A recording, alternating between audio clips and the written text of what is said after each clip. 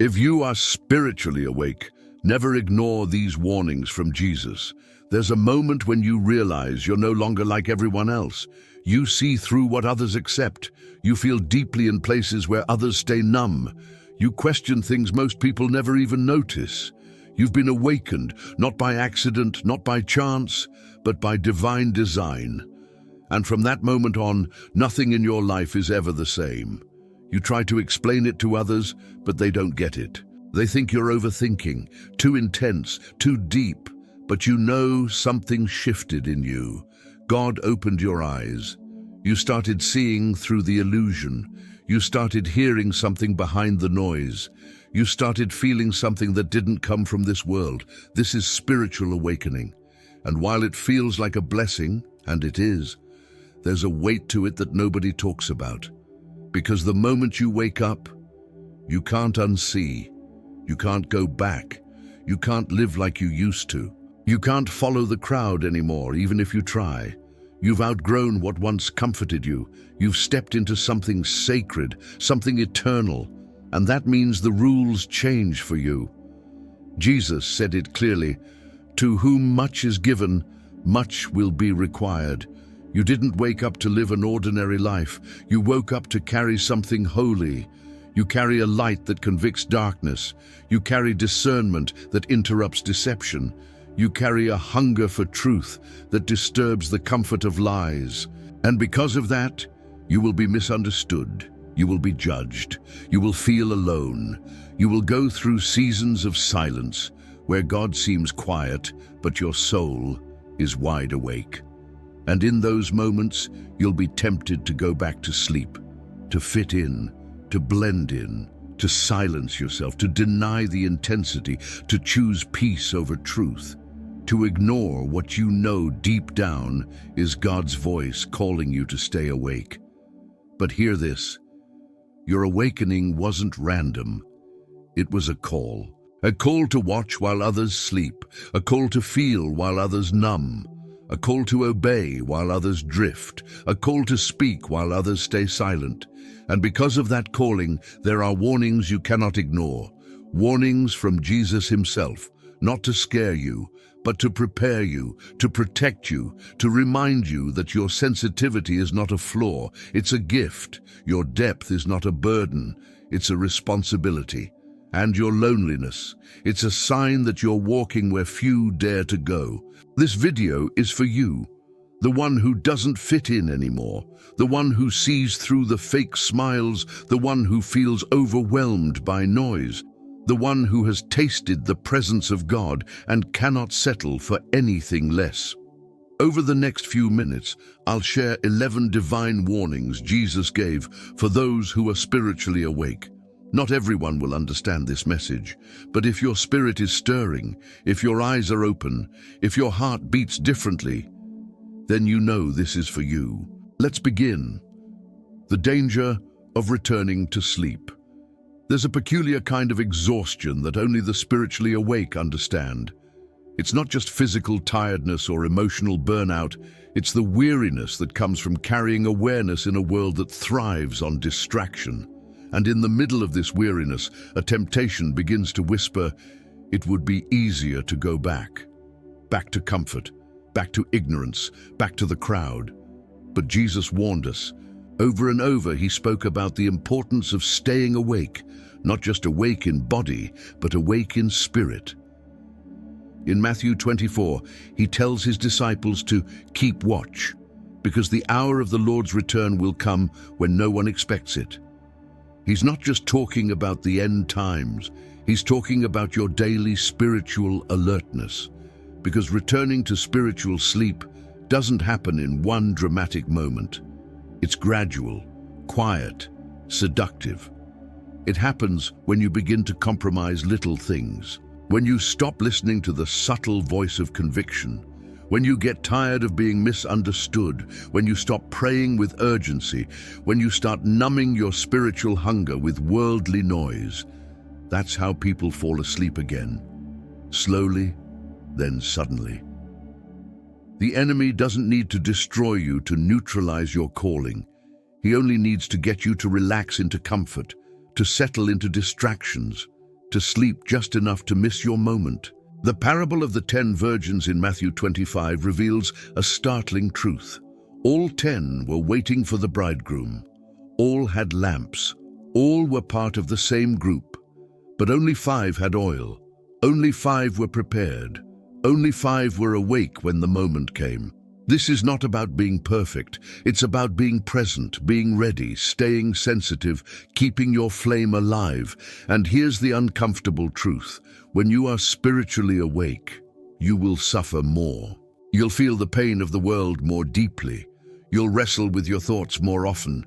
You'll notice things others overlook. You'll crave solitude while others chase noise. But you'll also see miracles where others see coincidence. You'll hear whispers from God in places others only hear silence. You'll find meaning in moments that seem ordinary to the rest of the world. The devil will try to convince you that this awareness is too much, that it's better to dim your light, shrink your voice, follow the path of least resistance. But Jesus didn't call you to be convenient. He called you to watch. He called you to stand. He called you to stay awake. And when you consider stepping back into sleep, spiritually, emotionally, morally, ask yourself this: what did it cost you to wake up? What did you lose? What did you have to let go of to see this clearly? Because once you've seen, you cannot unsee. Once you've felt the weight of His presence, no substitute will satisfy. There's no peace in pretending you don't know what you know. There's no safety in silence when God has called you to speak. There's no rest in the old patterns you were rescued from. And there's no growth in returning to who you used to be just to make others comfortable. The call of the awakened is not easy. It's lonely. It's heavy. But it is sacred. So when the voice of comfort tries to lull you back to sleep, remember, comfort is not your calling. Clarity is. Peace is not the absence of discomfort. It's the presence of God in the midst of your courage to keep going. Jesus didn't say, "Blessed are the comfortable." He said, "Blessed are those who hunger and thirst for righteousness." And hunger is a sign of life. So stay hungry, stay sensitive, stay watchful. Because the moment you stop watching, you start drifting. And if the enemy can't kill your faith, he'll try to sedate it. But you were made to stay awake. The cost of seeing. What others ignore. There is a silent burden that accompanies the spiritually awake, the weight of perception. When your eyes have been opened, when your spirit has been stirred, when the veil has been lifted and you begin to see the world not as it appears but as it truly is, you can never return to blindness. And that vision, that divine clarity, comes with a cost that Jesus knew, a cost He warned us about. When Jesus walked among the crowds, He didn't just see faces, He saw hearts. He saw wounds behind smiles. He saw motives beneath actions. He saw hunger for God disguised as rebellion. He saw chains behind reputations. And when you walk closely with Him, you begin to see like Him. And this sight, this spiritual clarity, is not always a blessing that brings joy.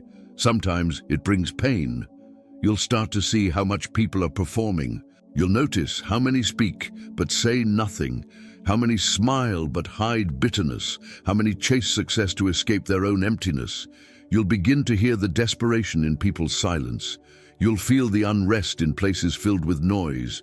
You'll recognize fake peace, hollow relationships, and surface-level faith. You'll discern spirits, even when others see nothing wrong. You'll sense deception, manipulation, the masks people wear, the energy they carry, the things left unsaid. You'll see the spiritual warfare behind what others call coincidence.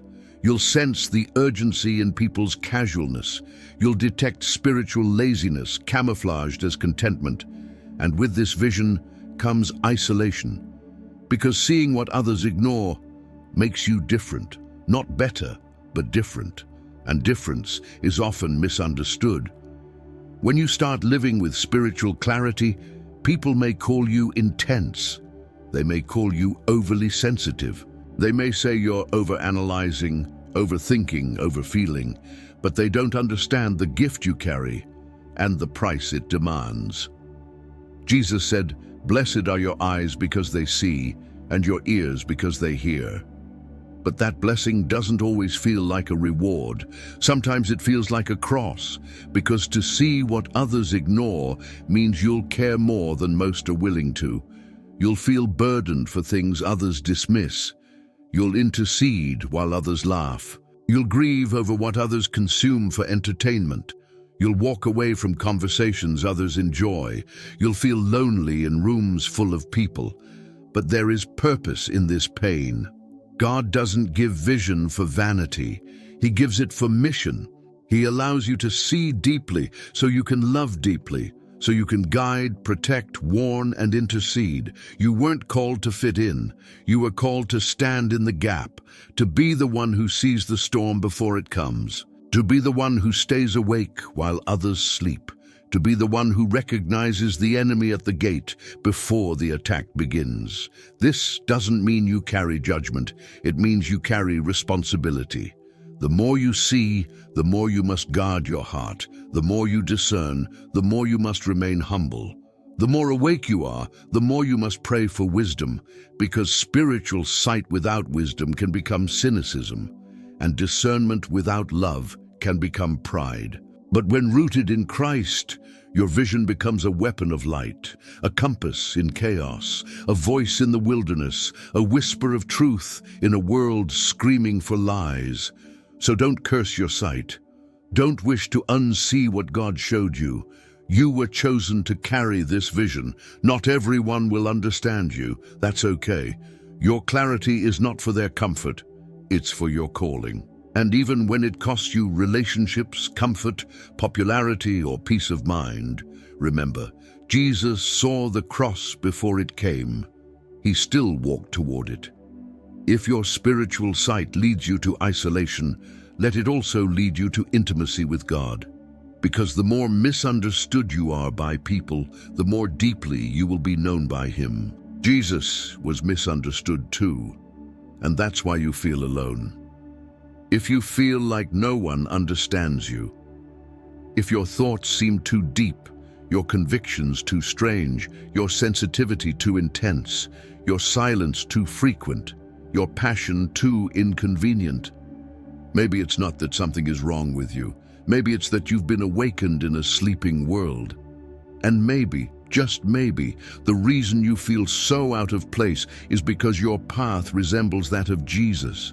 Jesus, the purest, most loving, most divine being to ever walk this earth, was constantly misunderstood, misread, misjudged, even hated, not by enemies, but by those closest to Him, family, friends, religious leaders, crowds who once followed Him, only to later reject Him. He spoke in parables they didn't grasp. He healed on days they called forbidden. He forgave people they wanted punished. He cried while they celebrated. He stood silent when they demanded words. He retreated when they wanted performance. He chose a cross when they expected a crown. He wasn't who they wanted Him to be, and neither will you be. To walk the path of spiritual awakening is to slowly understand that being misunderstood is not a punishment. It's often a confirmation, a sign that you're swimming against the current of a broken world, a world that loves appearance over authenticity, comfort over calling, ego over surrender, and performance over presence. When you're spiritually awake, you begin to live by different rhythms. You say no to things most people chase. You walk away from what others would kill to keep. You crave solitude while they seek stimulation. You hunger for silence in a world addicted to noise. You crave truth, even when it's uncomfortable. You seek eternity, while others obsess tempo. You're loyal to convictions no one else sees. You protect your energy. You honor your discernment. You break generational patterns. You fight invisible battles. You cry for souls. You intercede in silence. You serve without applause. You retreat to be refilled. And for that, you'll be called strange, unreachable, too intense, too soft, too deep, too sensitive, too spiritual, too radical. But Jesus was called the same. People said he had a demon, that he was out of his mind, that he blasphemed, that he misled people. They tried to trap him with words, discredit his miracles, mock his identity, diminish his mission. But none of that changed who he was, because truth doesn't need agreement to remain truth, and light doesn't need applause to keep shining. If they misunderstood Jesus, the Son of God, how could you expect to be fully understood by everyone? The more like him you become, the more resistance you may feel, the more disconnected you may seem. But take heart, you are not alone. You are not crazy, you are not broken, you are not off course, you are being set apart. God is pulling you out of the noise to hear his voice more clearly. He's distancing you from the crowd so you can walk closer to him. He's allowing you to feel the weight of isolation so you learn that his presence is your true home. Remember, Jesus withdrew often, not because he was weak, but because he was wise. Because the deeper your calling, the quieter your preparation. Because the more light you carry, the more stillness you need to guard it. And just like Jesus, you'll find that the loneliness has purpose, that the isolation is sacred, that being misunderstood is a gift in disguise, because it forces you to lean on God in ways you wouldn't if everyone clapped for you. It teaches you to obey without needing validation. It refines your motives, it cleanses your heart, it breaks your need to impress. And in that breaking, it gives birth to a deeper strength, the kind that doesn't waver when you're unseen, uncelebrated, or unloved by the world. So the next time you feel like no one gets you, remember, Jesus does. He always has. He still walks with the misfits, the outcasts, the deeply sensitive, the misunderstood. He still sees the ones who cry in silence, who love quietly, who carry light that no one notices, yet refuse to put it down. Because you weren't made to be understood by everyone. You were made to be known by God. The warnings Jesus gave to the spiritually awake. When your eyes open to spiritual truth, the world doesn't just look different, it is different. You start to feel the weight of things others ignore. You see deception where others see entertainment. You hear noise where others hear comfort. You discern agendas hidden behind smiles. You sense spirits behind words. And with this awakening comes a burden, the burden of knowing. And Jesus, in his divine wisdom, never left the spiritually awake without warnings. Not out of fear, but out of love. Protective love. Holy love, a love that prepares instead of merely comforts. Jesus never promised that awakening would make life easier. In fact, he said the opposite. He warned us that truth divides, that light exposes, that love confronts. He warned that following him, truly following him, would cost us comfort, relationships, approval, opportunities, and even our own dreams. They will hate you because of me, he said, not because you're doing anything wrong, but because darkness naturally resists the light. Because when you wake up in a world that sleeps, your very presence disturbs the illusion. Jesus warned that many would come in his name, but not carry his spirit. He told us that deception would grow more subtle, that wolves would wear sheep's clothing, that false prophets would perform signs. He said that not everyone who calls him Lord truly knows him, that the real test is not appearance, but obedience, that the fruit reveals the root. He warned of wide roads and easy paths, traveled by many, but leading to destruction. He told us that the narrow road would be hard to find, harder to walk, and often lonely, but it leads to life, real life, eternal life, life that doesn't crumble when the storms come.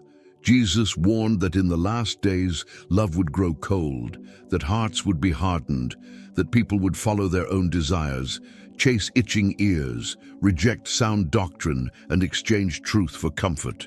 He said that offense would increase, that division would spread, that many would fall away. not because he changed, but because their roots were shallow. These warnings are not relics of the past. They are living road signs for today, for you, for now.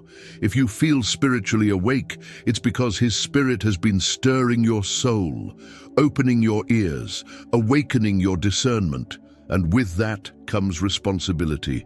You are not called to drift with the tide. You're called to stand firm, anchored in truth, even when the winds howl and the world mocks, even when you're misunderstood, rejected, or alone. Jesus warned that even the elect could be deceived if they don't stay watchful. That's why the spiritually awake must remain vigilant, not paranoid, not fearful, but discerning, anchored in the Word, not opinion, rooted in prayer, not platforms, sensitive to the Holy Spirit, not just spiritual trends. He told us to watch and pray, to be sober and alert, because the enemy prowls not as a myth, but as a roaring lion, seeking whom he may devour. And here's the hard truth. Being spiritually awake doesn't mean you're safe from deception. It means you're a target. The enemy doesn't waste his time with the spiritually dead. He goes after those who carry light, who intercede, who speak truth, who walk in purity, who break chains, who expose lies, who carry authority. That's why Jesus warned, not to scare you, but to prepare you, to remind you that this is war, not flesh against flesh, but spirit against spirit. And you were born for this, not to fear it, but to face it, clothed in armor, guided by truth, led by love. So never ignore the warnings of Jesus. They are not heavy chains, but divine maps. They don't limit you, they liberate you. They keep you on course when the fog sets in. They protect your fire when the winds blow cold. They remind you that the battle is real, but so is the victory. When Jesus said, "He who has ears, let him hear," he wasn't speaking to the crowd, he was speaking to you. To those with awakened spirits, open hearts, eyes that see through the veil, so hear him, hear his warnings, not with fear, but with reverence, with clarity, with gratitude, because warnings from Jesus are not curses, they are signs of intimacy, proof that he sees you, that he trusts you with the truth, that he's not hiding you from the battle, he's preparing you to win it. You were not meant to fit in. You were meant to disrupt the illusion.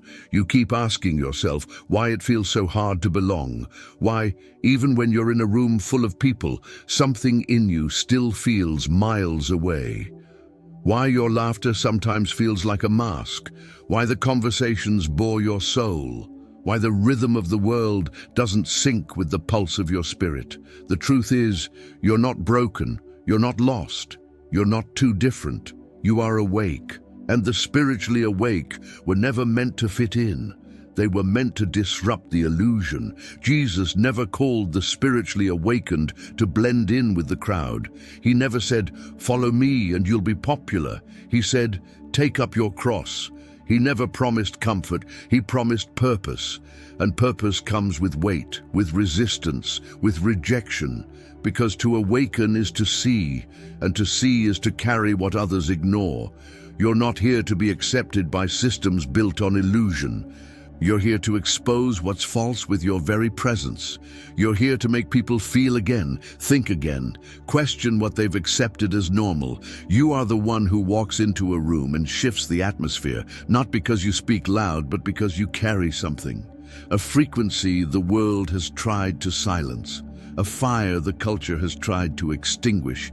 And this is why the spiritually awake often feel misunderstood, because they've stopped speaking the language of the world. They no longer worship what others worship. They don't chase what others chase.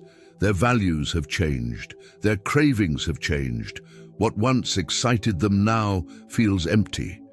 What once satisfied now feels shallow. Because when your spirit awakens, your appetites transform. You start to crave silence over noise, depth over surface, truth over trend, eternity over momentary, and this makes you look strange to a world drunk on distraction. But Jesus said it would be this way.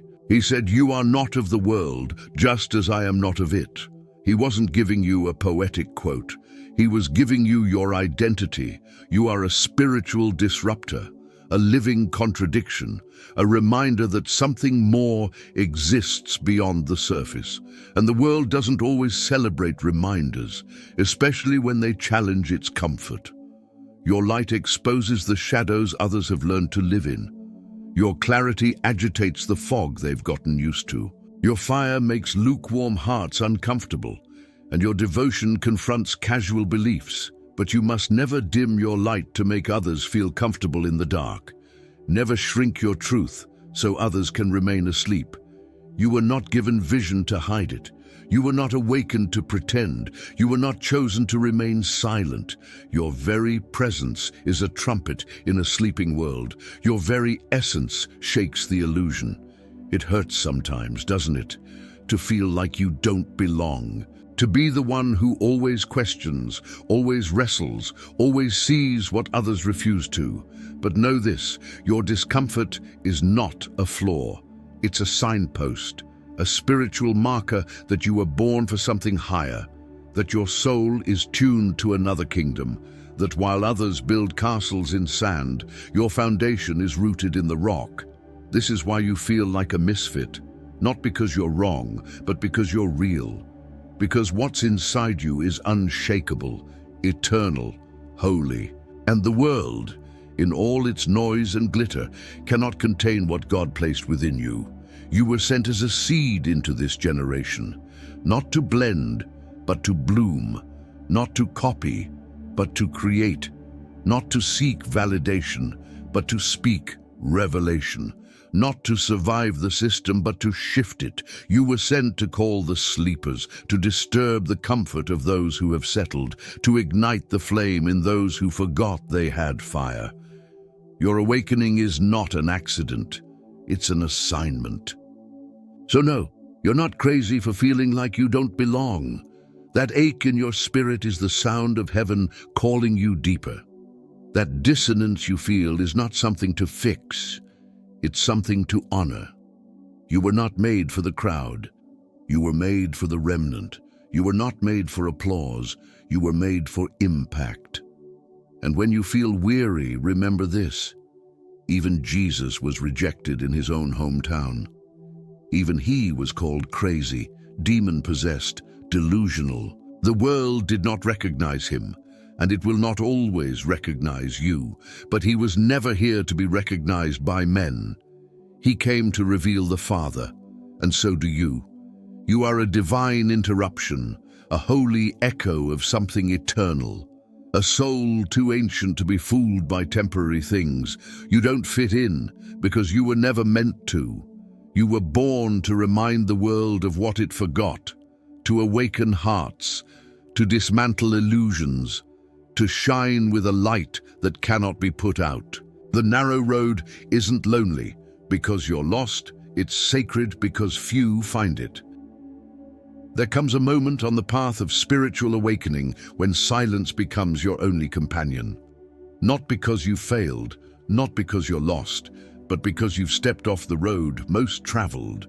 The crowd disappears, the applause fades, and the noise of validation dies out. And there, in the hush of solitude, you begin to question everything. Why does it feel so empty? Why does no one else seem to understand this path? But listen closely, for this is not abandonment. This is alignment. You've entered the narrow road, and it is not lonely because you're lost. It's sacred because few ever find it. When Jesus spoke of the narrow path that leads to life, he wasn't speaking about physical distance. He was describing the frequency of the soul, a road that requires depth when the world lives on the surface, a path of discipline when the world craves indulgence, a way of surrender when the world glorifies control. And very few are willing to walk this way because it costs everything the ego wants to protect.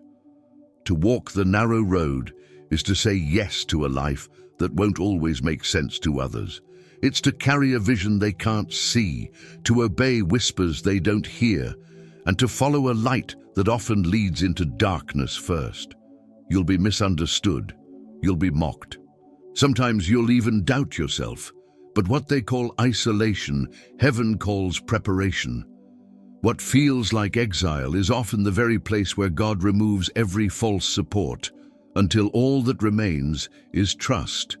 Many begin the journey, but few endure, because the narrow path asks for things the wide road never mentions. It asks for humility when pride feels easier. It demands forgiveness when revenge feels justified. It requires patience when you're desperate for breakthrough. And it calls for faith when sight would be so much more convenient. This is the road that breaks you and rebuilds you, that empties you of the world and fills you with the Spirit, that takes your hand off the wheel and teaches you to walk by the whisper, not by the map. You won't always know the next step, but you'll learn to trust the one who walks beside you, even when he is silent, especially when he is silent. You'll feel the ache of separation from people, from patterns, from pieces of your old self that can't survive the elevation.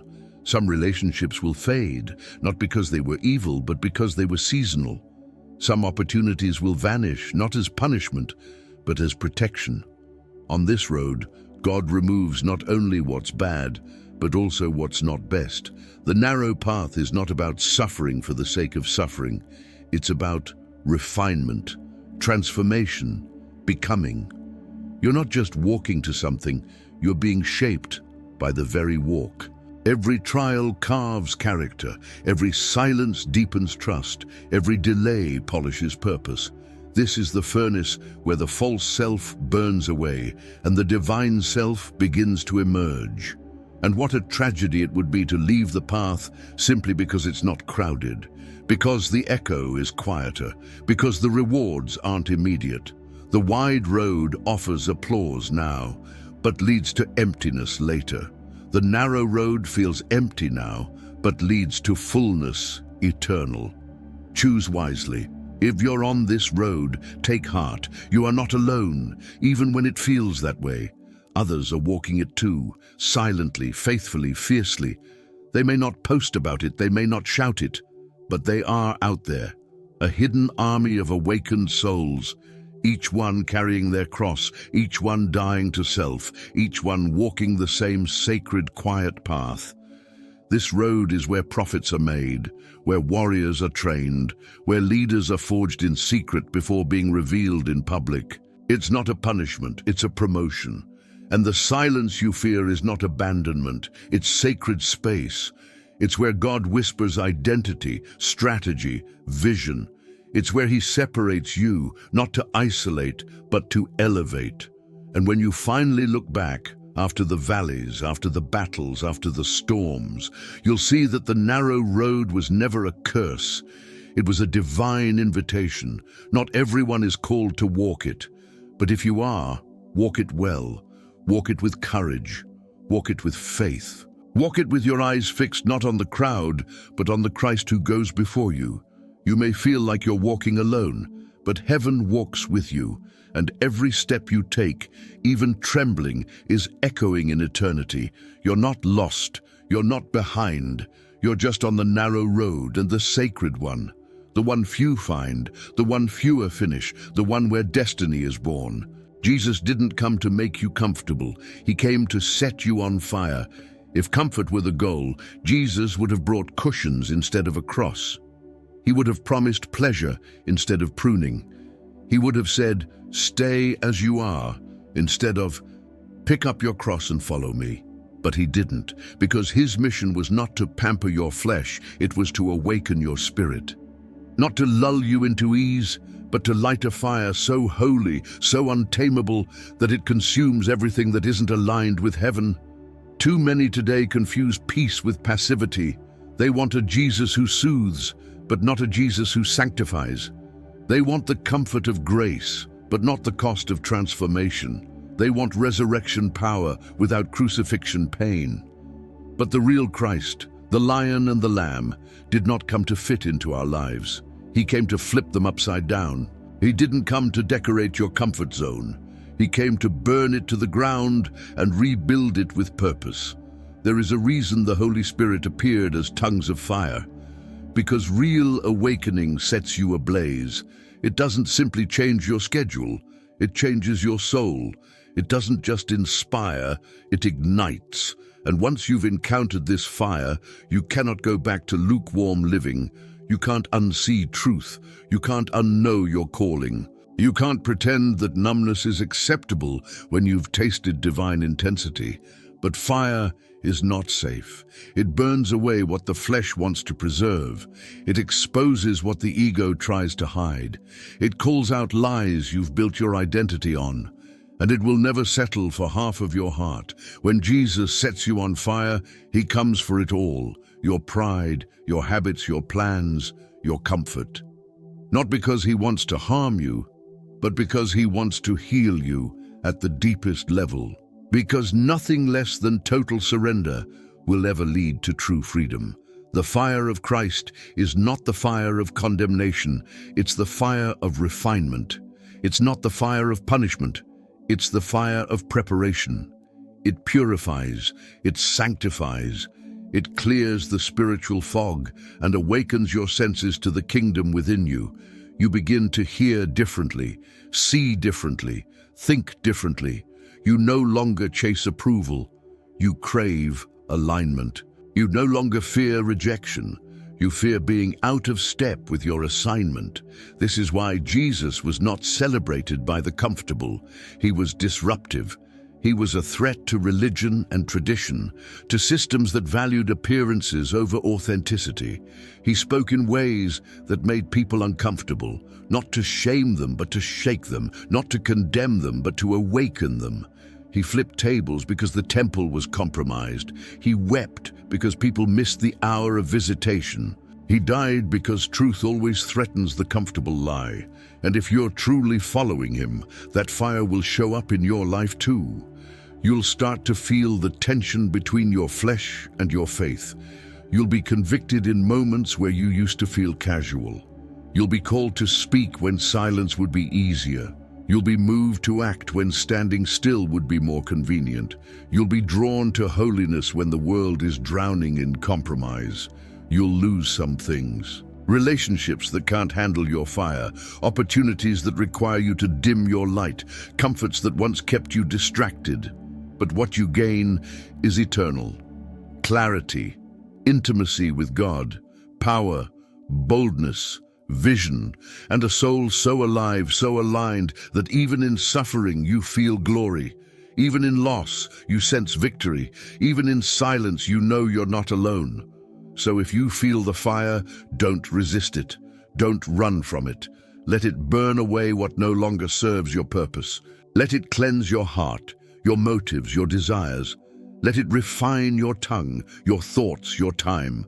Because this is how he prepares you. Not with comfort, but with combustion. Not with ease, but with elevation. The world is full of people who believe in Jesus. But few are truly on fire for him. Few are willing to be consumed so they can become a light in the darkness. Few are ready to say, "Take it all, Lord. Burn what needs to burn. Build what needs to be built." I want you more than I want comfort. But these are the ones who change the world. These are the ones who carry revival. These are the ones the enemy fears. So if your life feels like it's being turned upside down, if the fire is hot and the process is painful, remember this: he is not trying to destroy you. He's trying to awaken you. And when the fire has finished its work, you will not be the same. You will walk lighter, see clearer, live bolder, and burn with a love so fierce, so bright, that no darkness can withstand it. You were never meant to be comfortable. You were meant to be consumed. There are moments in life when God chooses to hide the outcome. He does this not to confuse you, but to train your faith. Because if you already knew everything that was about to happen, you wouldn't need to trust. You would walk with confidence, but not necessarily with dependence on him. And God values dependence. He values surrender. He values when you admit, "I can't do this alone," and choose to walk with him even when the path is dark. This is the training ground of the faithful. It's when you're blindfolded, yet still choose to move. When you hear nothing, but still choose to pray. When the doors are closed, but you continue to knock. When nothing makes sense, but your heart still whispers, I believe. It's in this place of uncertainty that your roots go deep. You stop being a shallow believer that praises only when things are going well. You become an oak of righteousness, grounded, tested, and unwavering. Some of the greatest miracles don't begin with clarity, they begin with chaos. But there's a shift that happens in the spirit when you surrender. Heaven begins to move. What was stuck begins to flow. What was hidden begins to be revealed. Not because you forced it, but because you trusted. You stopped trying to control every piece and finally gave God the space to be God. So if you feel like everything is uncertain, remember, you're not being punished. You're being prepared. God is teaching you to walk by faith and not by sight. You're learning to hear His voice above the noise, to follow His peace above your logic, to obey even when it's uncomfortable. The wilderness is not the end, it's the school. And those who graduate from this school don't just survive life, they become warriors of the Spirit, trusted with greater purpose, greater insight, and greater responsibility. Because they've proven that their faith is not based on outcomes, but on intimacy with the one who holds all outcomes in His hand. When God wants to elevate your life, He doesn't start by giving you more. He begins by pruning what no longer serves your divine purpose. He removes relationships that are blocking your growth. He dismantles plans that were built on human ambition instead of spiritual alignment. He interrupts your routines, silences the noise, and exposes the parts of you that were hidden under busyness, distractions, or pride. This divine pruning is not punishment, it's preparation. It's God's way of refining your character, redirecting your focus, and reminding you that He is the source, not the systems you trusted. You may feel like you're losing, like everything is falling apart, but in the Spirit, you're being aligned for something far greater than you can imagine. Sometimes He allows the comfortable to be shaken so the unshakable can emerge. He strips away the false security you built so you can stand firm on the rock of true faith. He isn't trying to hurt you, He's trying to awaken you, because what you're being prepared for requires a deeper level of clarity, surrender, and obedience. So if your plans are crumbling, your circle is shrinking, or your old identity no longer fits, rejoice. You are not being punished, you are being positioned. What feels like loss is actually divine alignment. What feels like delay is actually protection. What feels like isolation is where revelation begins. God is not finished. He's just getting started. One of the most overlooked warnings Jesus gave was about false peace, the kind of comfort that feels good to the flesh, but quietly distances you from God. It's the peace that comes from conformity, not conviction, the kind that dulls your discernment, lulls your spirit to sleep, and makes you believe everything is okay, when your soul is actually drifting further and further from the voice of the shepherd. In John 14:27, Jesus says, "Peace I leave with you. My peace I give to you. Not as the world gives do I give to you." Notice the distinction. There's a worldly peace, and there's the peace that comes from Him. The peace of the world is shallow. It's based on circumstances, material success, external validation. But the peace of Christ, it's deep, unshakable, and often confrontational. It doesn't avoid truth to preserve comfort. It disrupts comfort to restore truth. If you are spiritually awake, you must be able to tell the difference, because the enemy is clever. He doesn't always attack with chaos. Sometimes he soothes with false serenity. He whispers, "You're fine the way you are," to keep you from growing. He surrounds you with voices that say, "Don't overthink, just go with the flow," to keep you passive in your calling. He offers ease, not transformation, silence, not sanctification. But Jesus did not come to offer a life of passive comfort. He said, "I did not come to bring peace but a sword." a sword that divides truth from deception, light from darkness, spirit from flesh. If you truly follow him, your peace won't always look like still waters. It will sometimes look like wrestling with God in the dark until your identity is changed. It will look like confrontation with your old self, like pruning, fire, and divine tension. So if you're in a place where your life is calm, but your spirit feels uneasy, pay attention. Don't ignore that discomfort. It may be the Holy Spirit warning you that you've settled for imitation peace. Ask yourself, is this peace leading me closer to God's presence or simply helping me avoid the pain of growth? Because the path of the spiritually awake is not numb.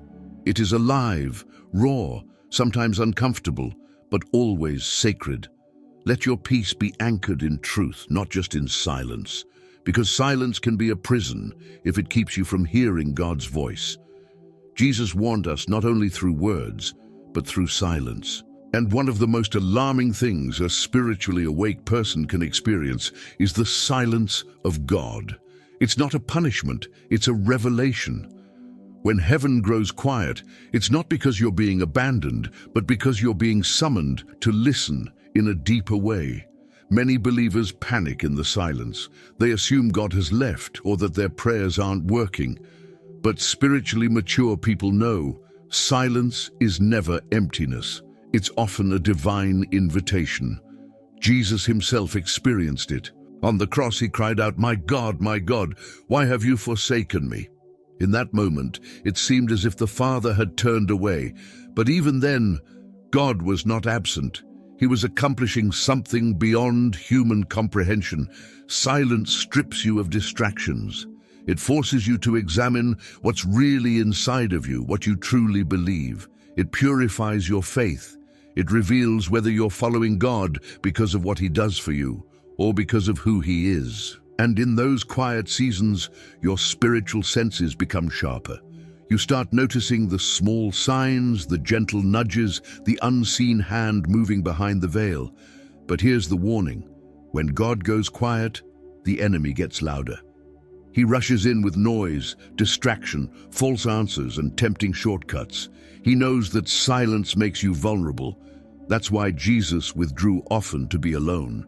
He wasn't escaping the world. He was training his soul to be anchored in the Father, not in external affirmation. The silence of God is not a sign of distance, it's a sign of trust. It means he believes you're ready to walk, not by sight, not by sound, but by faith.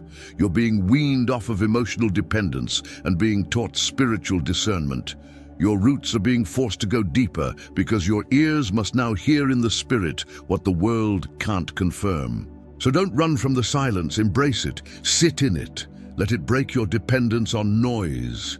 Let it train your soul to listen differently, because when God speaks again, and he will, you'll be ready not just to hear him, but to move with him. One of the most overlooked warnings from Jesus to those who are spiritually awake is this: be careful not to mistake growth for glory. In the journey of awakening, there will be moments where your insight deepens, your discernment sharpens, and your awareness of spiritual truth expands. But with that awareness comes a subtle danger: spiritual pride. Jesus warned the Pharisees not because they lacked knowledge, but because they believed their knowledge made them superior. He said, "You search the scriptures because you think that in them you have eternal life, but you refuse to come to me to have life." Undine, that verse was not aimed at pagans. It was aimed at the religiously awakened, at people who knew the language of God but had lost the heartbeat of heaven. This is a sobering warning. When you begin to understand spiritual laws, universal truths, and patterns of divine movement, you can start to feel ahead of others. But the moment you start looking down on someone still asleep, you step outside the humility that protects revelation. Jesus reminded us again and again, "The first shall be last, and the last shall be first." Spiritual awakening is not a badge, it's a burden. It's not just about seeing the truth, it's about carrying it in a world that rejects it. It's about living in the tension of seeing beyond the surface while still loving people who are trapped by it. It's about washing the feet of those who don't yet see what you see, because that's what Jesus did. He could have walked around declaring divine mysteries and demanding worship, but instead he knelt, he served, he forgave. He was patient with those who didn't get it, because awakening without compassion becomes arrogance. Revelation without humility becomes manipulation, and knowledge without love becomes a weapon. So if you are spiritually awake, be very careful. The more you see, the more responsible you are. The more you understand, the softer your heart should become. Because if your awakening doesn't lead you to deeper love, you've mistaken light for fire. You've confused heat with holiness. Jesus wasn't impressed by those who knew the most. He was drawn to those who loved the deepest. And if you're truly awake, that will be your posture too. As we come to the end of this message, let the last and most urgent warning from Jesus echo deeply into your spirit. Stay awake, for you do not know the day nor the hour. This was not a call to panic. It was not a threat. It was a sacred reminder that spiritual awakening is not a destination. It is a posture, a daily decision to stay connected, alert, surrendered, and aligned with heaven in a world that constantly lulls us back to sleep. To be awake is to live as if eternity matters, to make decisions not from fear but from faith, to forgive even when it hurts, to love even when it's inconvenient, to carry peace where there is chaos, and to listen not just to the noise of the world, but to the whispers of the Spirit. Jesus knew the human heart. He knew that even those who had seen miracles could fall asleep again. That's why he said, "Watch and pray, lest you fall into temptation." He didn't mean just sin. He meant the temptation to drift, to become lukewarm, to return to old patterns of thought, to become numb to truth. That's why his final warning wasn't to the sinners, but to the disciples, to those already awake. Because spiritual sleep doesn't happen all at once. It happens in silence, in comfort, in distraction, in routine. But you who are awake, you who feel the pull of something greater, you who hear the voice of the shepherd calling you deeper, you must not ignore these signs. The moment you begin to feel like you no longer need reminders, that's when you're most in danger. Stay humble, stay watchful, stay in the presence. Every day is a chance to live differently, to choose heaven over habit, spirit over ego, purpose over performance. Don't waste your awakening. Let it become your compass. Let it reorder your desires. Let it heal your wounds. Let it drive your life. Because the world needs more awakened souls. Not loud, not arrogant, not flashy, but anchored, sensitive to the Spirit and obedient to the quiet voice of God. Be that voice. Be that light. And above all, never go back to sleep. The hour is late, and your calling is real. Walk in it. Watch with eyes of fire. And when the world forgets, you remember.